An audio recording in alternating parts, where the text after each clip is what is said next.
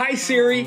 I'm looking for a new podcast, one that preferably is hosted by a UF Hall of Famer, one that airs every weekday that would bring me everything I need to know about the Florida Gators, including news, analysis, and opinions. Siri, is there such a show? Have you heard of Pod Up with Matthews in the Morning on Facebook, YouTube, Twitter, or any podcast platform? Oh my gosh, why didn't I think of that? UF Hall of Famer Shane Matthews has a show every weekday. I'm going to go check it out tomorrow. Thanks, Siri. Good morning, and welcome to a Wednesday edition of Pod Up with Matthews in the Morning from the Crime Prevention Security System Studios. Large enough to serve you, small enough to care. It's Wednesday. We got JC here in just a second. Then we're going to have Kevin Brockway from the Gainesville Sun. Talk a little Gator hoops. They play A&M today in the this evening in the O'Connell Center. He was also at the Under Armour High School All-Star game that had, I think, 7 or 8, maybe 9 Gators in it. Jaden Rashada was there. He'll give us a recap of what happened there. I didn't see any of it. Let's go to the Titan MR hotline, and we're joined by JC. Good morning, JC. How are you? Good morning. Good morning. Happy New Year, everybody. Doing fine, QB. Good to hear your voice. What's up, my man? What did you say? What's happening? How you doing? I'm doing well. Thank you. Yeah. Not a whole lot. We haven't talked to you since the incident that happened in Cincinnati on Monday Night Football. I've kind of been out of the loop for the last day or so. Yeah. Have we had any updates on Hamlin? Just that he had a cardiac arrest. He's still in critical condition in the hospital at the University of Cincinnati. And yesterday and last night, I haven't seen any new news. Not yet. No. They're trying to figure out the NFL. The NFL is trying to figure out what to do. As we all hope and pray for this man's life. And there's really little I can add, QB, that hasn't already been said, other than maybe perhaps that, something like this shows all of our vulnerabilities, and the humanizing nature of football really showed itself in that game. And I certainly want to commend, and I'm sure this has already been said, but I'll just repeat it, that the coaches certainly did the right thing, the players, and it shows how close these athletes are in their fraternity and community of people. And it showed the human side of the NFL and of football. I thought the ESPN crews did a very, very good job under very difficult and very spontaneous situation there. And we just hope for the best, of course. And, football takes very little meaning when we get to situations like this. And again, it just shows, I think, how vulnerable we all are. And we have to realize that even though we may look like a Greek god, we may feel great, things can change at a moment's notice. And you just have to be aware of it, I guess, is the best thing. And hope for the best to happen to this poor kid that really I heard was just a real model citizen in his community with his charity, toy charity, which, by the way, I think has eclipsed $5 million from people. And that, again, shows the humanity of it all. And that's at least something to take away from this. Yeah, so hopefully, I don't think they'll play the Bengals-Bills game. They'll just do it like a no contest or what have you and move on. And I'm going to tell you right now, I think Saturday – are there any games Thursday night, or are they all Saturday and Sunday this week? There's just Saturday and Sunday. Of course, Jacksonville Saturday night. Yeah, I think it's going to be difficult for those kids to put on the pads and walk out of that tunnel for sure. A couple of texts on the Titan MR text line. This is from Frank. Don't quite understand the text. He says, if we can't replace Tarquin when we are better off with him than without him. I don't really understand what that means. But Tarquin wasn't even a starter. He was in and out of the starting lineup. So, all right, this is from another text here, Matt from Mariana. Sent me the recruiting class rankings.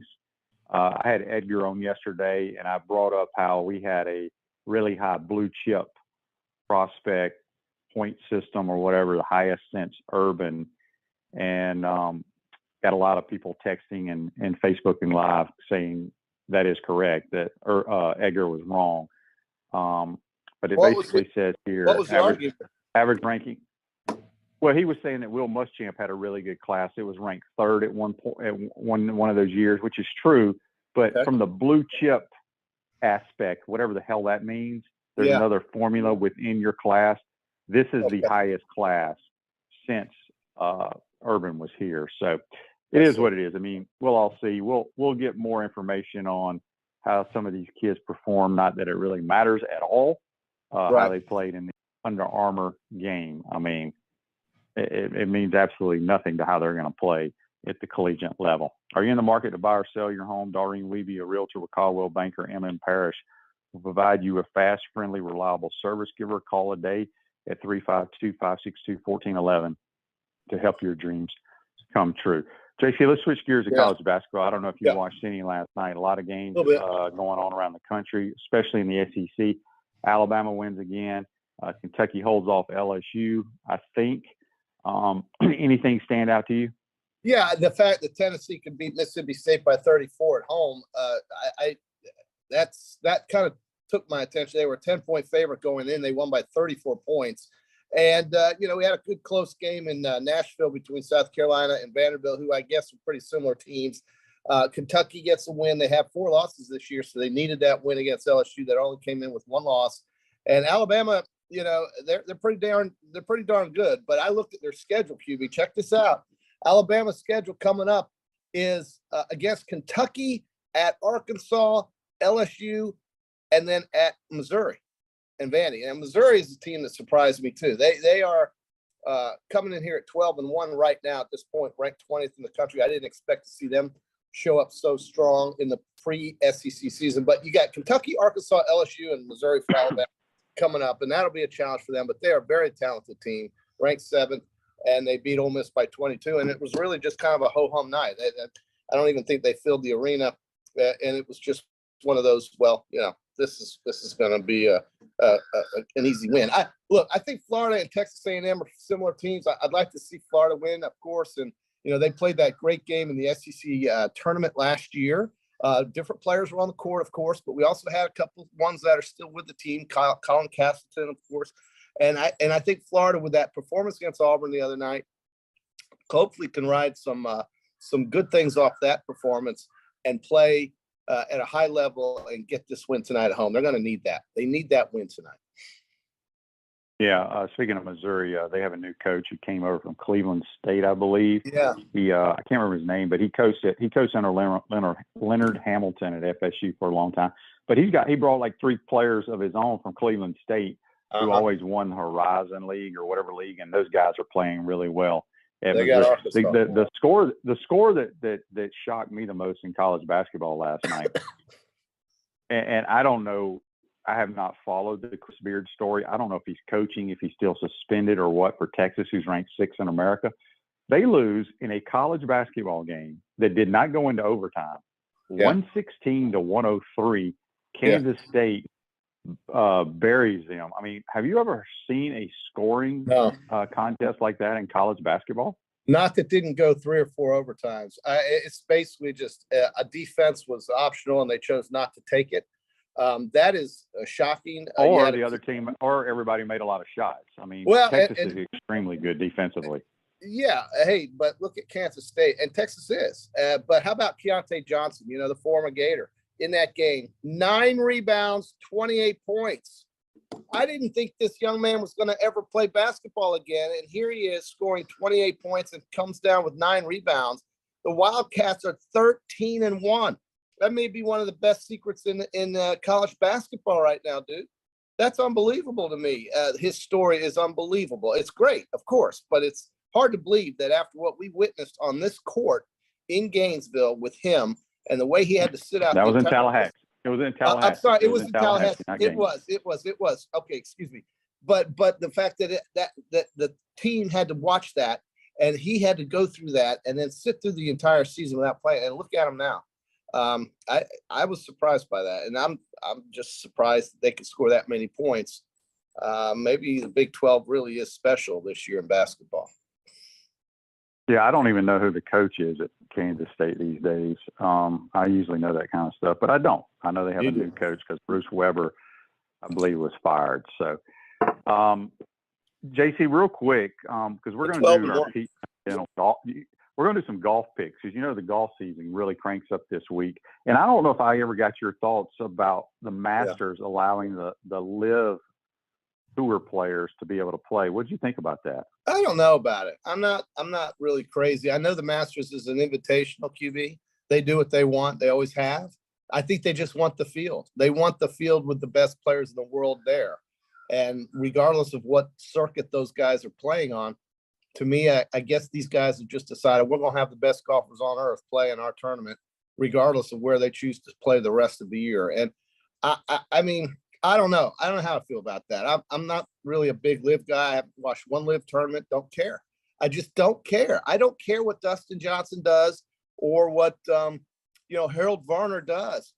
I care about the guys that want to play on what I consider the best tour in the world, and that's the PGA Tour, and that's what I'm going to watch. Yeah, I'm the same way. We've got a bunch of Facebook Lives here brought to you by Melton Law, referring to some of the players. I guess a lot of our listeners and watchers watched the game last night, the Under Armour game. Kelby Collins was the defensive MVP. Says the kid's going to be a stud. Joseph says with the new transfers and the two guys coming back, we are 6'3" plus and average over 320 in the trenches on the D line. What we've needed. And again, Dexter's a big guy. We know Desmond Watson's a very big guy, but Desmond Watson, like I've always said, I have nothing against the kid. He's a great story. He's extremely athletic. We have a friend, JC, that we always talk about that, if there was a golf tour, if the weight had to be 400 or more, he'd be a damn good player on that tour.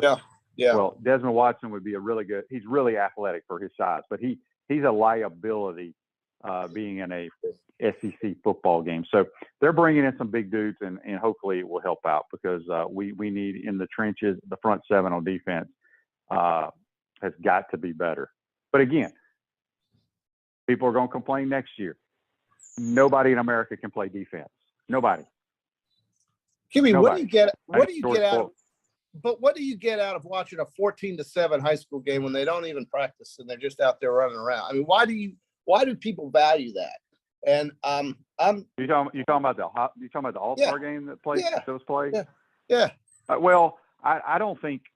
Look, they televised the thing. I don't know how many days those kids were there practicing, but it was televised every day, kind of like the NFL Combine. I guess it's a big deal. I don't know. I don't know. I guess it's just a way for fans to get excited to see some of these players that obviously you never get to see them play in high school, but this is an opportunity to get excited, whatever school your guy's going to. So okay, all right, we'll see. Okay.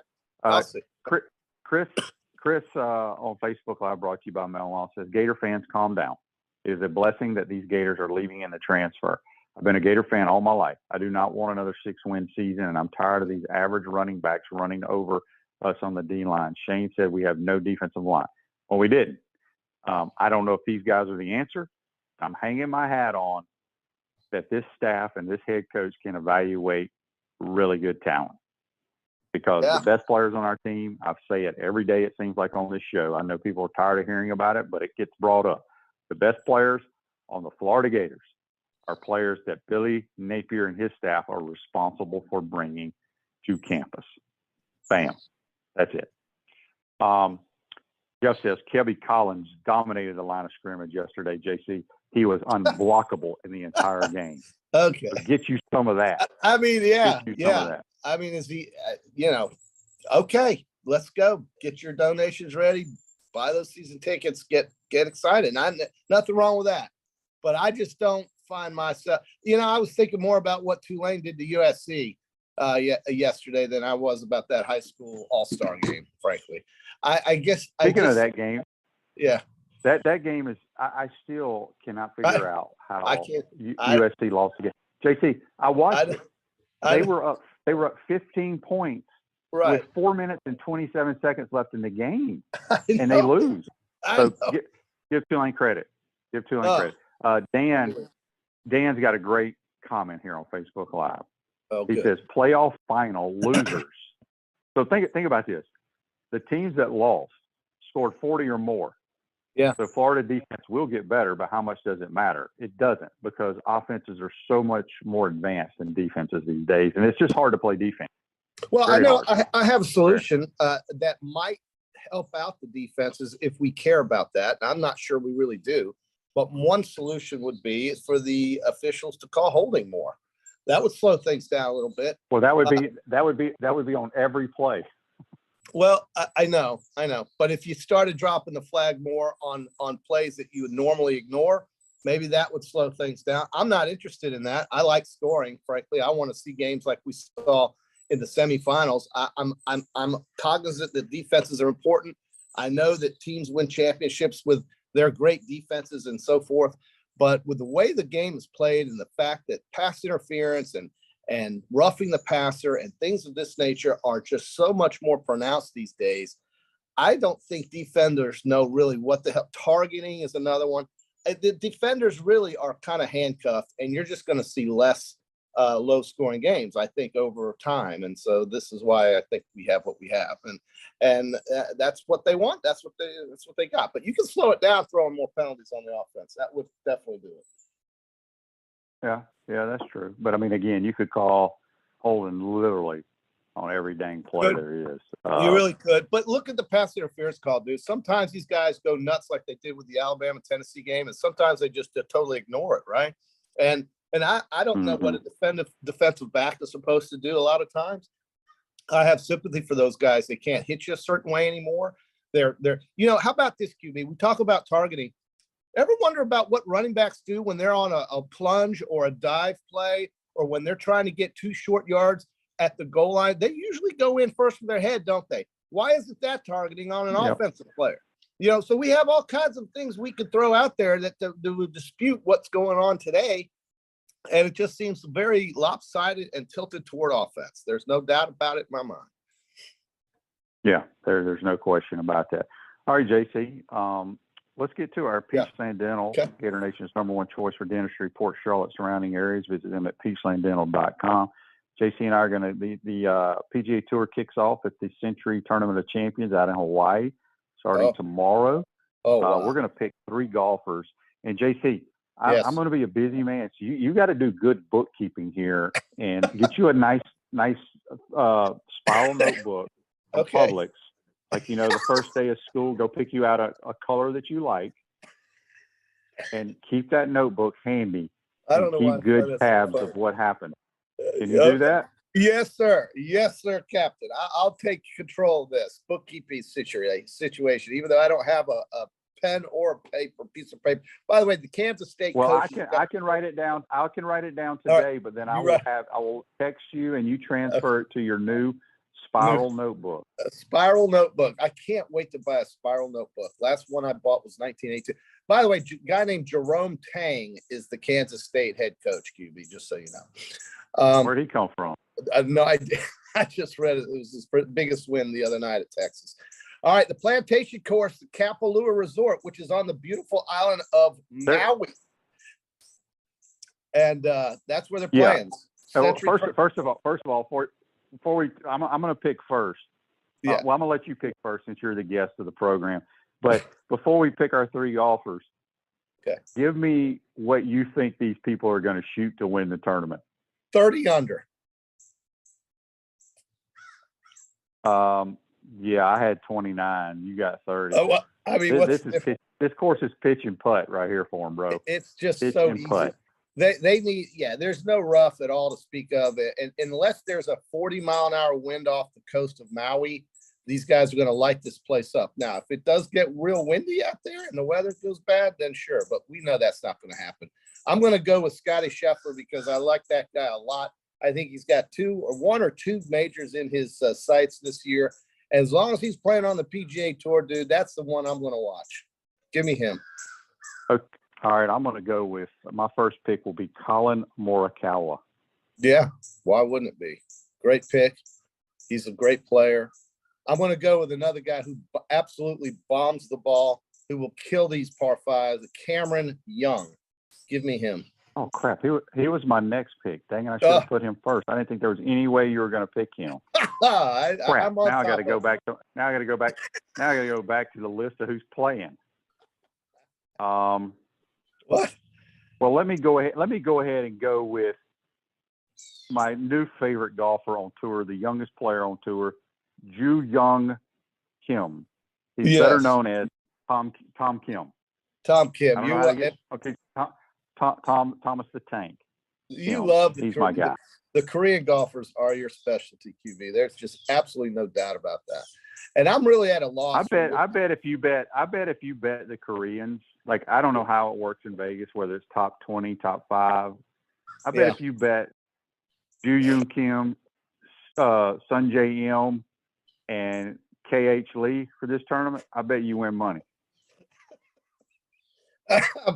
It's amazing you could ramble off those 3 guys, but you needed a list to tell me who the 3 golfers were. No. I'm looking at the list, and I just saw the South Korean flag. I knew there's only 3 of them playing. Okay, very good, very astute. I'm really torn between Tony Finau and Justin Thomas, but in honor of our alma mater here, I'm going with JT. Give me JT, Cameron Young, Scotty Scheffler. If I can't come in first, second, or third, I don't know what to say. All right, I'm going to go with Victor Hovland. So I'm kind of going. I got You're an some guys international. that I really don't know. I am. So you're going all American. So again, Sure. Put in your notebook, JC. All right. Your spiral notebook, that is. Scotty Scheffler, Cameron Young, Justin Thomas are your picks. You went huge chalk there. I went Ju Young Kim, Colin Morikawa, and Victor Hovland. Yeah, you got one American and two foreign players. Okay, gotcha. And then next week the Sunny Open in Wailea is going to be another one of those. Oh, they'll shoot 42. They'll shoot 42 under there. Yes, they will. The weather's just so good. The courses are too easy, and this is what they do. They have so easy way to make a lot of money for these guys. And like you said, football doesn't really happen until Saturday, but Saturday is a huge day, QB. We're going to find out who's going to qualify for the playoffs. You got to love Green Bay's chances now. All they have to do is win a home game against Detroit. The Lions kind of got screwed because they need the Seattle Seahawks to lose. And the Seattle game, remarkably, is played before the Detroit game because the Detroit game is at night. So they'll already know whether they have a chance to make the playoffs. But if Seattle beats the Rams, who are just kind of slamming the trunk right now, then Detroit really has no chance to make the playoffs. So the Lions kind of got a raw deal on the scheduling, but I know they're going to play hard for that coach who's really turned that team around, and it's great to see for Detroit. But Green Bay, I think, has the very simple thing. Just home and they're in. But correct me if I'm wrong, if Seattle loses, then Detroit has that game, whoever wins the Packers-Lions game goes to the playoffs, correct? That's right. You need Seattle to lose, but I mean, they're playing at home against the Rams. They're a 7-point favorite. I don't know. I guess you're right. The Rams can play tough and help Detroit. But Baker Mayfield may light it up. You never know. No, you're taking the optimistic view, and I like that. And I hope that's actually what happens because I'm really pulling for Detroit. I don't need to see Aaron Rodgers in the playoffs. They're not going to win anything, but that's what's probably going to happen. The Bucs have already wrapped up their division, so we got games like the Panthers and the Saints that mean nothing. And there's a couple of those out there, but believe it or not, the Dolphins still have life if they can beat the Jets. Don't know who's going to play quarterback for them. And the Bills Patriots, the AFC seeding now, because of the lack of a result in the Cincinnati game is kind of hard to, I guess it's just going to be as it was, but that really hurts Cincinnati now because Cincinnati was playing for a 2 or possibly 1 seed, and it really helps Buffalo. But again, the state of mind, where do they go from here? The Buffalo Bills and the Bengals, for that matter, is really up in the air. After witnessing that, I think it really hit me, QB, when I looked at the faces. We saw the play. T. Higgins was tackled by Hamlin, and you didn't think of anything. And then all of a sudden, Hamlin's on the ground. Didn't see him collapse, of course, and then the ambulance comes back. But when they showed the facial expressions of the Bills players is when I was thinking, man, something's really wrong here. Something is really wrong. And then, of course, CPR was administered, and that I've never seen that happen in a football game. So. Yeah, nobody has, and not even just those two teams' state of mind. What are the players throughout the league state of mind? It's, absolutely, yeah. It's I mentioned Monday. I don't know if it was Monday or yesterday's program. I get these NFLPA emails because I'm still part of the Players Association. You always are. Yeah. I don't pay my dues anymore because I'm not an active player, but they're talking about mental health help throughout the league because that shook a lot of folks up mentally. Yes. And Yeah. so I don't know. So today is Wednesday. Today's Wednesday, so because a lot of people may not know this, but Tuesday is your day off in the National Football League. Right. You have to have one day off. And now players can come in for treatment and they can meet on their own, but you do not do anything with your coaches on that. Usually it's a Tuesday. So think about it. Today is the first day a lot of these programs or organizations are going to have their entire roster back for meetings, workouts, walkthroughs, practices, and how are the coaches going to address these players in these meetings? Because I'm sure some of them, think about it. Some of these kids are married, some of them aren't. And that some of them that are married, mama said, look, we may not want to play football anymore. So you just don't know. You don't know what's going through these people's minds. So the help is there for them if they need it, for sure. There's no question about that. There's also the possibility, real quick, of news coming out before the weekend. And I just don't know if this is enough time for these guys. And it's really hard to try to figure out. And I sympathize for and empathize for these players. And of course, the family and DeMar Hamlin, of course. So. Yeah. Before we let you go, listen to This Day in Sports, brought to you by our good friends at Comfort Temp. Comfort is our business. Peace of mind is our promise. Beat the summer heat. Schedule your air conditioners tune up today, keeping you chill in the Florida heat far away. Comfort Temp Heating and Air. Give them a call at 352-376-2366. This Day in Sports. In 2000, college football's second BCS National Championship game played at the Louisiana Superdome in New Orleans. You know who that was against? That game was who won it? Who it was? In 2000, I could right off the top of my head. No. All right, it was the number one semis against the number two Michael Vick led Virginia Tech Hokies. Oh yeah. And they won 46-29. I want to say that's when Chris Winkie, they won the national title with him he won the Heisman and he was 29 years old or whatever he was. Yeah. So that's brought to you by our good friend at Comfort Temp. All right, JC, hit them straight today, my man. All right, be safe driving. We'll see you when you get back, QB. All right, that's JC. Join us on the Titan MR hotline. We're going to take a quick time out. When we come back, we'll be joined by the Gainesville Sun's Kevin Brockway. He's going to give us a little breakdown of the Gators against A&M tonight in the O'Connell Center, but also he was there watching the Under Armour high school football game. You're watching and listening to Pod with Matthews in the Morning. We want to take this moment to thank our sponsors who keep the show going and pay the bills. Our premium sponsors are Crime Prevention Security Systems, large enough to serve you, small enough to care. Titan MRI, Gainesville's only locally owned and operated MRI facility. Meldon Law, the only official injury and accident law attorneys of the Florida Gators. Peaceland Dental, Gator Nation's first choice for dentistry in Port Charlotte. Comfort Temp, comfort is our business, peace of mind is our promise. Campus USA Credit Union. QC Kinetics, live pain-free with QC Kinetics. Dave & Buster's, eat, drink, play, and watch. Our gridiron sponsors are Auto ER, UF Bookstores, Celebration Point Town Center, Chris Doring Mortgage, Silverback Concrete Co., Ruse Ogre State Farm Insurance, Doreen Wibby, Realtor Caldwell Banker, MM Parish. Our touchdown sponsors are Adams Ribs, Gator Dominoes, Celebrate Primary Care, Gator Bait Media, Okido America, Style Cuts, Ironwood Golf Course, Big Mills Cheesesteak, McDonald's of Gainesville, 84 Lumber, Tropical Smoothie Cafe, Aver and Smith, Dowling Signs, Baker's Sporting Goods, Silver Cube Billiards and Sports Bar. If you're interested in promoting your business on the show, call Freddie at 352-284-3733. If you like what we're doing here, make sure to follow us and support the businesses that support us. Welcome back to the Crime Prevention Security System Studios, large enough to serve you, small enough to care. Celebration Point's where the Gators go to celebrate with premium brands like Nike, International Diamond Center, Dave & Buster's, Palmetto Moon, Escape Apology, Visors Rooftop, and the HBC's restaurant. Spurrier's Gridiron Grill, the #1 celebrity polished casual restaurant in America. We'll see you at Celebration Point, where the Gators go to celebrate. We're now going to head back to the Titan MR hotline, and we're joined by the Gainesville Sun's Kevin Brockway. Good morning, my man. How are you? Good morning. How are you?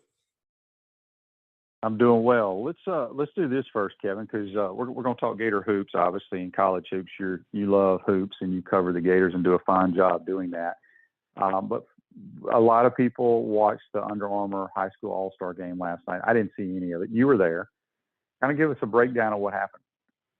Yeah, Jaden Rashada, he kind of played behind Will Arnold, so he didn't get many series. I'd say about 3 or 4. So 4.7, about 20 yards. He scrambled a little bit, but he showed a little bit of a live arm on some out patterns, I thought. He was elusive with the rush. Another guy I was really impressed with was Roderick Kearney. I mean, he played most of the game at right guard. Kind of paved the way for Cedric Baxter's TV. I thought he was really good at the point of attack. And Kelby Collins was named defensive MVP of his team. He didn't really flash much during the game, but apparently throughout the week and in drills, he was very good. Had a chance to talk to Rashad after the game. He's a great kid. Kelby Collins, a really nice kid too. So I think in addition to getting, good players, I think they're getting good people as well. So you just said that Rashada didn't play a whole lot. He was behind Will. Who is Will Arnold? He is going to Oklahoma. He's an Oklahoma commit. I forget, it escapes me where he is out of high school, but they were kind of alternating QBs throughout the game. So it was basically kind of a back and forth thing where, one guy would come in one series, but Arnold was the guy that started, and Rashada came in for about 2 or 3 series in the first half and maybe 2 or 3 in the second half. So he was handing off a lot, but he did have a few, passes on some out patterns and so forth, mostly short stuff. Didn't really throw the ball downfield much. Gotcha. Let me ask you this. What is the difference between the Under Armour All-American game and the one that the Army does out in San Antonio? Do they still do that one?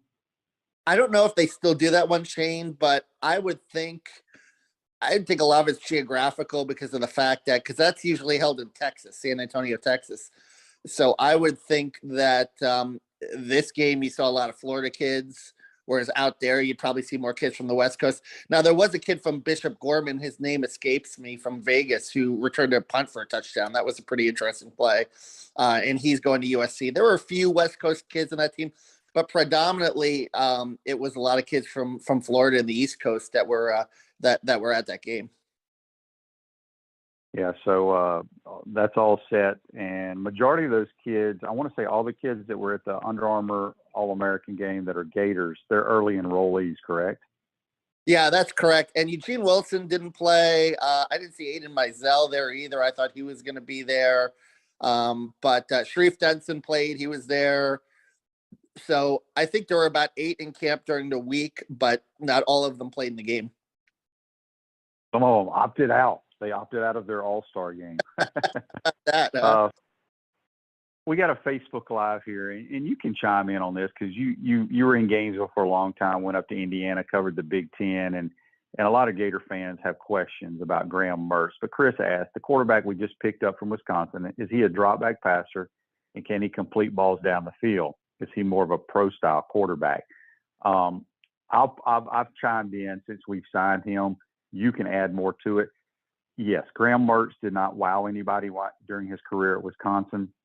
Many of my listeners here have listed his stats where he only attempted a pass on first down, I think like 24% of the time, which you cannot play football doing that. The system could hurt him, from visually Gator fans getting a picture of him. Highly touted coming out of high school. Alabama wanted him. Everybody wanted him. Like I said, didn't wow you at Wisconsin, but a change of scenery could be good for him. Give me your thoughts on Graham Mertz. Yeah, it's interesting. When I was up in the Big Ten, I remembered watching that Big Ten Network game. I think it was like a Friday night game against Illinois, and people forget. He threw like 7 interceptions, didn't he? No, his debut. 7 touchdowns. His debut, he was 20 of 21 for 5 touchdowns. Now he was facing a very bad. Yeah, very bad Illinois defense, but he was nearly perfect that game. I mean, he had this unbelievable debut, and everyone was thinking that this kid was going to be unbelievable. And I think the next year during NIL, he had like a logo of himself, and people thought that, he was a little full of himself or whatever.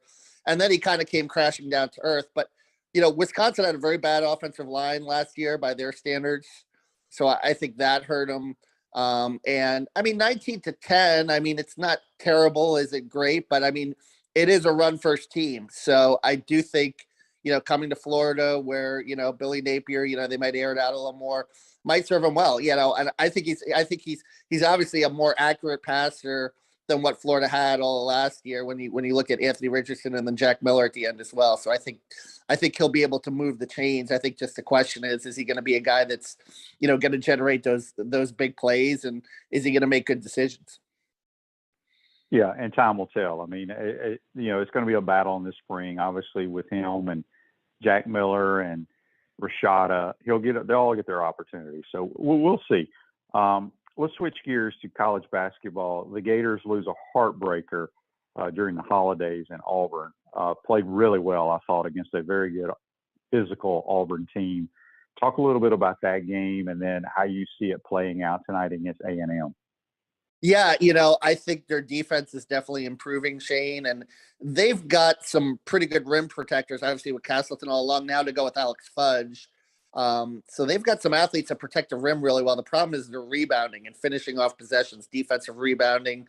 And in that game, they had about 2 or 3 missed blockouts on free throws, which is inexcusable. That's just an effort thing that they've got to clean up. I just think on the boards in general, I mean, you look at them, the 13th in rebounding margin. They're not bringing as many guys on the offensive glass to kind of address the transition defense, which has improved. But you could still win one-on-one matchups there. I just kind of harken back, obviously, and it was a different game 15 years ago. You played bigger lineups.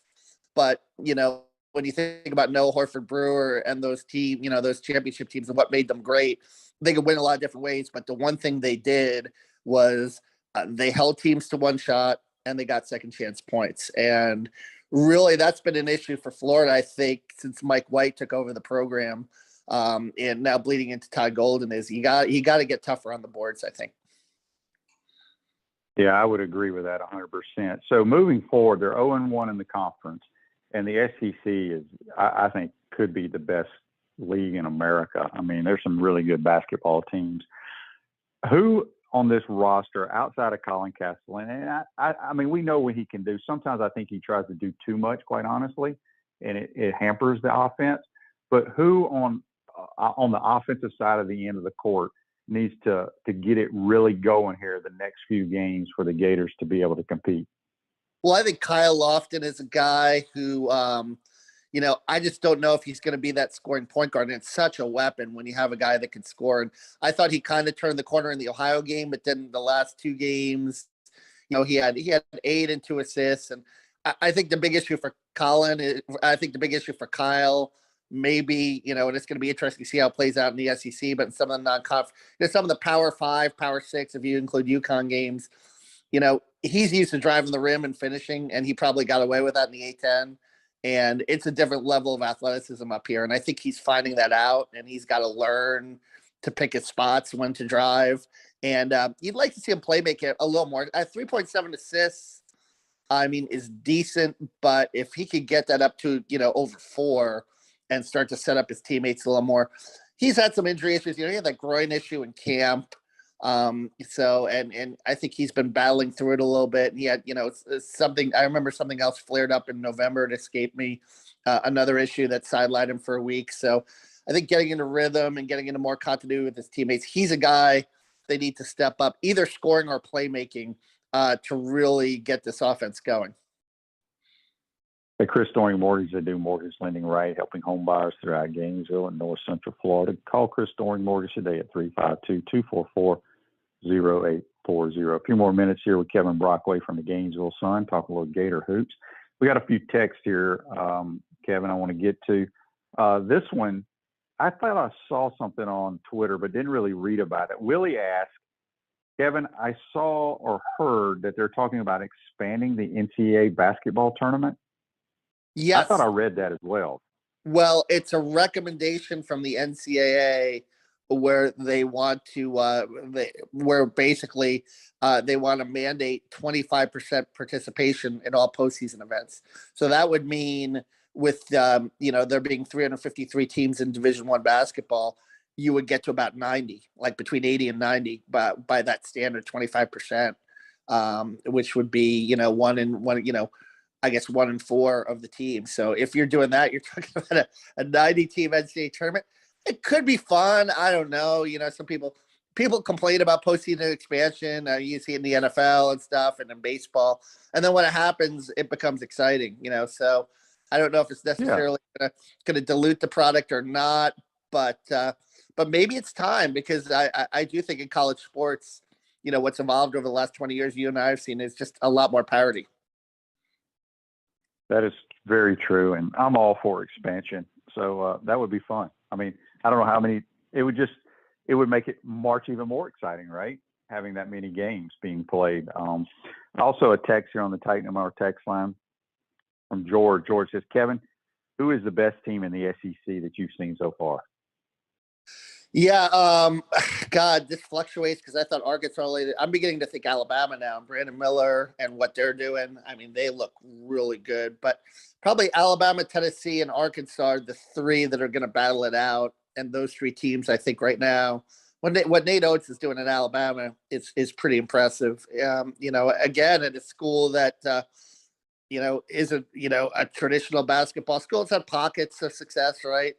So, very similar to when Billy Donovan came to Florida, but I've been really impressed with what Nate Oates has done, and it's going to be they're going to be a team to be reckoned with for sure. Yeah, for sure. John has a question for you here on Facebook Live, brought to you by Mel Law. He says, Kevin, did you see UConn in person? I think they are the best team in the country. Now, they lost the other day, but you're going to lose college basketball games. That's just part of it. He says, who do you have in your Final Four here in January? Wow. Well, they're pretty complete, I would say, right? UConn, and from seeing them in December, and you watch them, they just really get after it defensively. And I kind of like Purdue, but they laid an egg against Rutgers, which was weird. But I mean, what Zach Edey is doing right now, and I mean, he's a dominant force inside, and they've been getting good guard play up there, but their guards are young too up there. So I don't know if they're going to be able to, sustain that level of play. Are those guards going to hit a wall? I don't know. Houston, you can't go along with Kelvin Sampson. Kansas is a team I think that will be in the mix when it's all said and done. They're probably gonna be there. I wouldn't count out UCLA. I kind of like what Mick Cronin is doing there. I think they're kind of laying in the weeds. He's a very good postseason coach. So I would say out west, I mean, UCLA, Arizona is a very good team too. But I like UCLA and Cronin's track record in the postseason a little better than Arizona. So you're early January the 4th, Final Four, UConn, Purdue, Houston, UCLA. What you left out my Creighton Blue Jays. I'm gonna be like JC. Creighton started out hot. Now they won big last night, but I'm gonna be like JC. He switches teams every day pretty much. I may have to throw the Creighton Blue Jays out the window. They stink now. Natasha has a question here on Facebook Live, brought to you by Mel Law. The girls did beat A&M the other night, she says. How will the boys match up tonight in the O'Connell Center with Buzz Williams Aggies? Yeah, well, this is going to be interesting with Todd Golden. He's the youngest coach in the SEC. I mean, Buzz Williams has a couple of Sweet 16s on his resume. I mean, people forget Mike White has an Elite 8 on his resume. So it's going to be interesting, the machinations of that. But I think with Texas A&M, you've got some really good guards, some quick guards, right? That that are going to be Wade Taylor is a guy. I was going to call him Wade Houston. I was a former Tennessee guy. Wade Taylor is a guy that can present a little problems. They've got a couple of quick combo guards. I mean, Coleman is tough inside. So it's not going to be a picnic. And I think for Florida, they're in a pretty deep shooting rut too. 5 of 41 from 3 their last 2 games. But I think they're getting good looks. I mean, Will Richard I'm a little concerned because he's had leg problems. I mean, he airballed at 3. I'm wondering, where he is physically, and he's their best shooter. But I do think they're 44% from 3 at home. So you got to think maybe they're due to hit some shots. And, Buzz will probably pack it in and make him beat him from outside. So I think it's going to come down to, your friendly confines. You're back at home. You hit some shots. You loosen up that defense. You probably have a decent chance, because they've been Texas A&M has been kind of up and down. They're 8-5 on the season. And Florida's 6-0 all time here. It's a long trip for Texas A&M too. So I think that'll all play into some factors into the game. Yeah, and I want to say, you said I think A&M's 8-5 right now. Very disappointing. I want to say they were in the top 20 or top 25 preseason, and just haven't lived up to it. But Buzz is he usually finds a way to get the best out of his players, and it will be a dogfight in the O'Connell Center for sure. John asked on Facebook Live, brought to you by Mellon Law. Kevin, what did you think of the K-State Texas game last night? Oh yeah, well I was at Under Armour, but Keontae played incredible, right? And it was like 116, 10, whatever. And Texas is going through, obviously, without Chris Beard right now. They've got Rodney Terry as their interim coach. He's a guy that he was at UTEP. But they're playing up tempo, I think, under Terry. But Chris Beard, if he were there, I don't think he'd be happy with that score. I mean, he wants to grind it out. And he wants, probably amorphous, but you got to give Tang, the young coach, a lot of credit there. I mean, he's getting a lot out of that team, and his health issues, and we can relitigate that and so forth and everything. But Florida made a decision not to clear him. They didn't think it was worth the risk. Kansas State did, and the kid's playing very well right now. And you just knock on wood that he stays healthy, and that he makes it through this season, and is playing out. And it's not like he went to the SEC, another school that can, directly hurt you. So you just wish him well. And they will see them, though, on the SEC Big 12 in Manhattan, Kansas. So that's going to be an interesting game for sure. Yeah, speaking of that game, real quick, where did the Kansas State new head coach come from, and what is the status of Chris Beard right now? Yeah, Chris Beard right now, I think the university is still reviewing that situation with regards to the arrest. So I don't think any determination has been made on that yet. And I'm trying to remember where Tang came from. It was a West Coast team. I think Arizona. I think he was under Tommy Lloyd at Arizona and went State. So he's obviously done a pretty good job there. And in terms of, he's very similar to Golden. He's an analytics guy, one of those young breed coaches, and has obviously got K-State to buy in pretty well. Yeah, no doubt about it. Before we let you go here, a text on the Titan More text line. Chris from Cottondale asked, what has happened with Riley Kugel falling out of the rotation? Yeah, I think Todd, because I asked Todd about rotations, I think he's just trying to find the different condos. I think with Riley, he's a good athlete. He's a decent defender. I think some of it probably has to do with shot selection. He's just, maybe one too many kind of wild drives during games where he probably didn't make, the right play, and he's not a good perimeter shooter. But I think Todd is searching right now. He's trying to go with Myron Jones, who hit a few shots, obviously, in that Auburn game. Did some good things, and Myron gives you a little bit of that backup point guard element, along with Trey Bonham, a little bit of a better ball handler. So I think that's the direction they're going to go, but I think it's going to be fluid. It'll depend on matchups, and you might see Kugel again, here in SEC play before the end of the game, because I do like his athleticism. And I do think that he's a guy that, has a bright future. One last text here from Jimmy. He says, Kevin, how much has the NIL played in college basketball across the country compared to what you hear about it in college football? I think it's a little different in terms of, I think what it's done is it's helped a lot of guys stay in school that normally would go. I did a story on this last year up in Indiana with Trace Jackson Davis and, Oscar Tshiebwe at Kentucky. So I think there's a positive element to it because you saw a lot of these guys flocking for the NBA draft that weren't ready. And now some of them are coming back because they're taking care of their own a little bit. And in the recruiting realm, I don't know how much of an impact it's made. You can go back to the FBI probe and say that, listen, this has been going on for years under the table, right? So at certain schools, and that now it's obviously a little more above board, and people are doing things. But I still think the blue bloods are getting their players probably because they have the biggest machinery in terms of providing NIL funds. And if you prioritize basketball, you're obviously going to give more money to basketball because there's only so much money to go around. And at football schools, they want to take care of football first. No doubt. We just got a text that Tane came from Baylor. Oh, Baylor. Under Scott Drew. West. Yeah, I for some reason I thought that's right, under Scott Drew. So obviously a national championship program.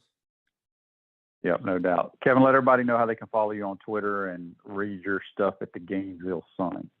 Yeah, Gatorsports.com and at Kevin Brockway G1. Good stuff as always. We appreciate your time, my man. Talk to you soon. All right, thank you. Kevin Brockway joined us on the Titan MR hotline. Ruse Ogre State Farm office is a team of dedicated insurance professionals ready to help life go right with the right insurance options for you and your family.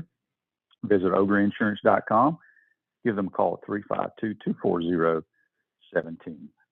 I want to thank JC and Kevin Brockway for joining our program today. Make sure you have all your friends and family continue to follow our program on all the different platforms out there. And hopefully the Gators can get on the board in the SEC play tonight with the Aggies rolling into Gainesville and the O'Connell Center. So hopefully we can find a way to get a win. We'll discuss it all tomorrow. We'll also have Brent Beard join us on the Titan MR hotline. Have a great day, folks, and we will see you tomorrow. Take care.